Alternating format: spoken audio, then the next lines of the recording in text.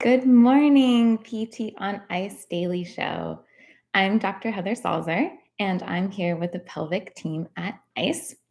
And today we are going to be talking all things home exercise plan for the new mom.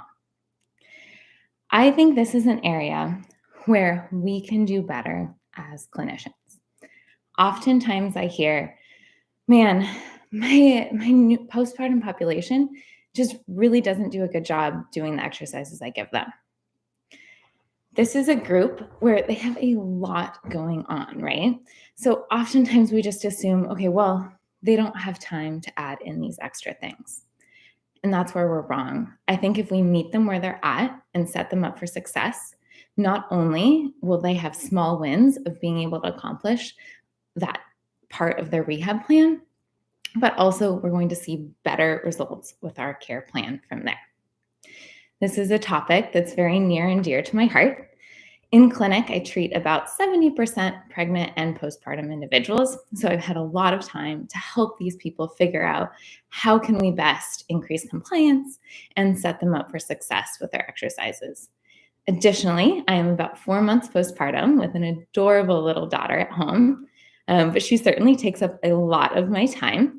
And so in the last few months, I've had some experience using some of these same tips and tricks that I use with my clients for myself to be able to get in some of my rehab as well. So it's a topic that's fresh on the mind for me. We're going to divide this up into about 4 different sections of tips today.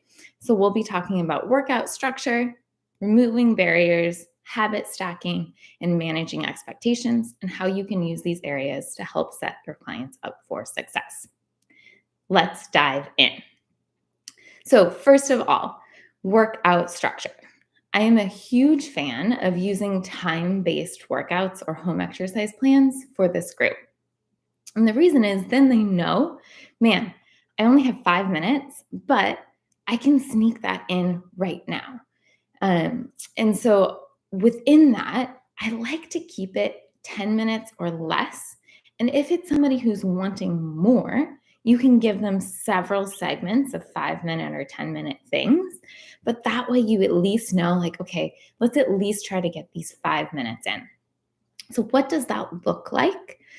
I will use a lot of REMOM, so rehab every minute on the minute, and set them up with maybe 3 exercises. And we'll do that 2 times through or 3 times through. And so that gives them either a 6-minute or a 9-minute workout.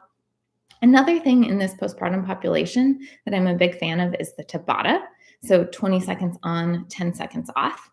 One specific example of something I give people a lot is some variation of that hollow hold and Superman hold. I'll set this up. What this looks like is 8 rounds, so 4 rounds of hollow hold, 4 rounds of Superman hold, and we'll do that for 20 seconds on, 10 seconds off.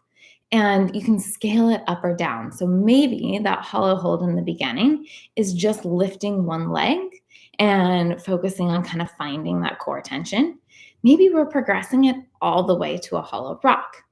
Similarly with the Superman, we can lift just the arms, lift just the legs, and then talk them through what are the progressions across this.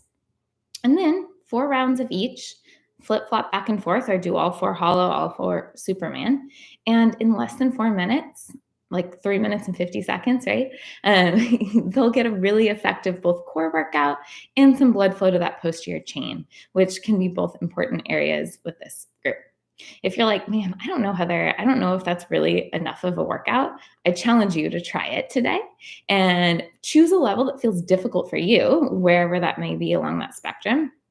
And I bet by the end of 4 minutes, you're going to be like, oh, yeah, okay, I can see how that could work. So using those time-based intervals can be huge in this group to help set them up for success when we're thinking about workout structure. Second, we're going to be worrying about removing any barriers to set them up for success for getting their workout done. A big piece of this can be equipment or space. So if all of their equipment is in their garage and they have a garage gym set up, but it's hard for them to hear their baby from the garage, they may be avoiding going in and using that space. So can they bring their dumbbells in, maybe just one set of them, program everything with one weight to start, and put them by the couch. Make that more accessible. Maybe we're using baby for weight instead. Little one doesn't want me to put her down. So instead, let's hold her. Let's see what we can do with that baby, using the baby for our weight instead. Another thing, if you're a new parent or have been around new parents at all, I'm sure you've heard the words tummy time. So I love utilizing this time that mom is going to be on the ground with her new baby as a way to get in some of our exercises as well. So we're kind of removing that barrier of like, all right, you're already going to be there. Let's set this up. So what this could look like is maybe we're working on some C-section scar tightness. So while baby's on the ground working on baby's tummy time, mom can do the same. She can be down there doing some gentle cobra stretching. Maybe we're taking that opportunity to slow down, take some deep breaths, get into happy baby, child's pose, do some side planks, get creative with it. What does your patient need? But tack it onto that time. And yeah, tummy time is a great opportunity to sneak that in. So really think about what's their setup at home. How can, like, ask them, where do you envision yourself getting these things done? What will make space or what will make sense with your space? And then work with them with that. Number 3 is going to be habit stacking. So this ties a little bit into what we were just talking about, tummy time, doing their exercises while they're already doing something that they're doing that day.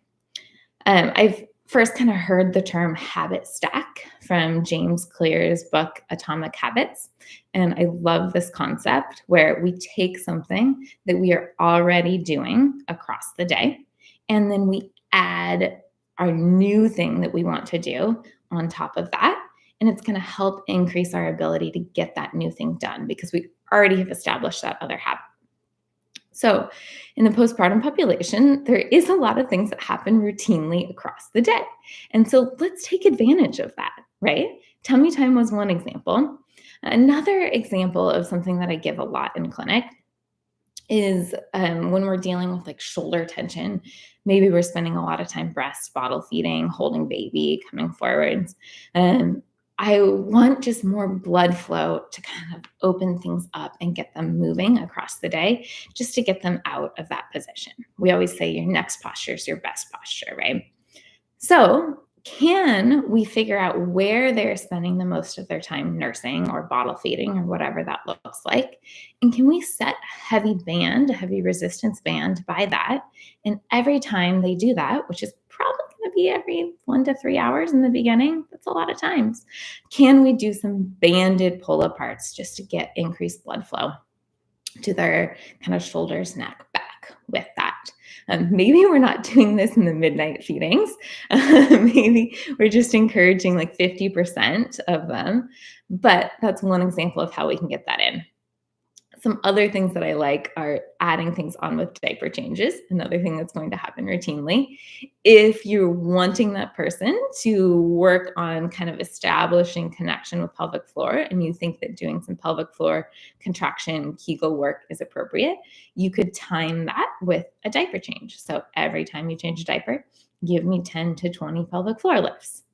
Another example I'll use is every time you make coffee or go to heat up your coffee in the microwave because it's gotten cold and you are now heating it up for the 3rd time to hopefully drink it, can you do a set of lunges or squats in the kitchen while you're making that coffee or heating it back up? Get creative. Ask your clients, what are you doing across the day? And if I give you this to try to do on top of it, do you think you'll have the time and space for that? Use habit stacking to your advantage. Lastly, and I think most importantly, is managing expectations.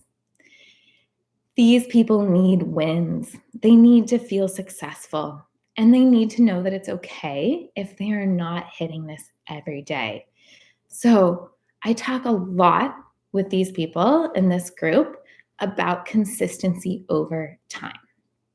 That if you miss a day, if you miss a week, if life gets in the way, Let's talk about what happened where we weren't able to get to it, but also let's not worry about it too much. Let's jump back on it. Because in the long term, over the next few months, if we can be doing this a couple times a week, even for 5 minutes, 3 or 4 times a week, we will see change.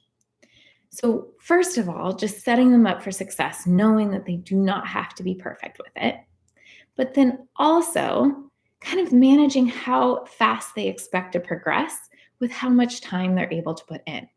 Because in reality, if we are doing 5 minutes a day, 4 days a week, can we expect really quick progress? Maybe not. Again, I would argue the exercise that we're getting done is always better than the one that's not happening. However, let's talk about what our realistic expectations of what we expect out of it based on what we're putting in.